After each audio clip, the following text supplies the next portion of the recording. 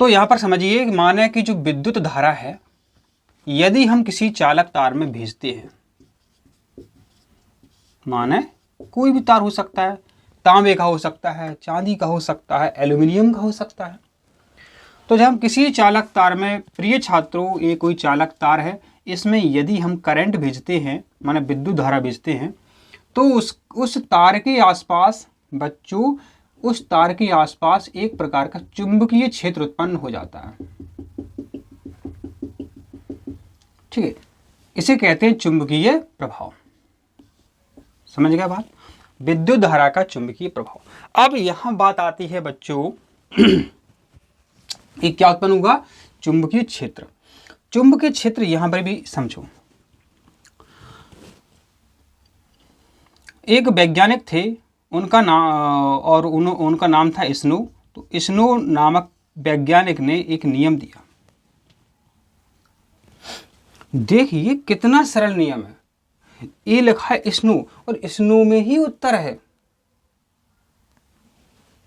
देखिए ए है साउथ, ए है नॉर्थ और ए है आपका वेस्ट माने पश्चिम, साउथ माने दक्षिण, एन माने नॉर्थ, ठीक है, और ए है आपका वेस्ट, वेस्ट माने पश्चिम।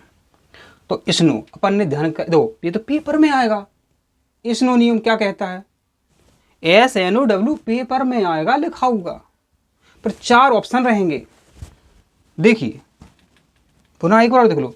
ए चुंबकीय सुई है, कंपास है, मान लो कंपास है, अपने स्कूल में रहता है, सब में रहता है।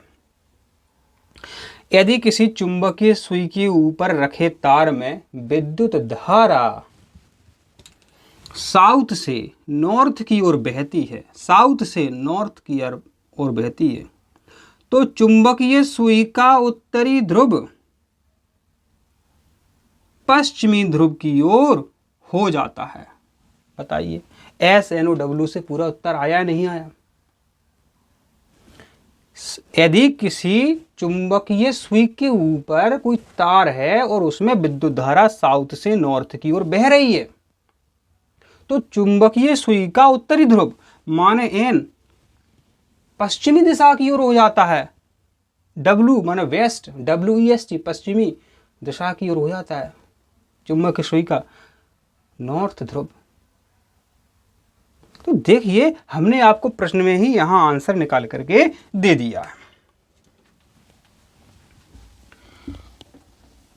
तो प्रिय छात्रों, आप चैनल को सब्सक्राइब जरूर करें। तो इतनी बात अपन ने समझ ली।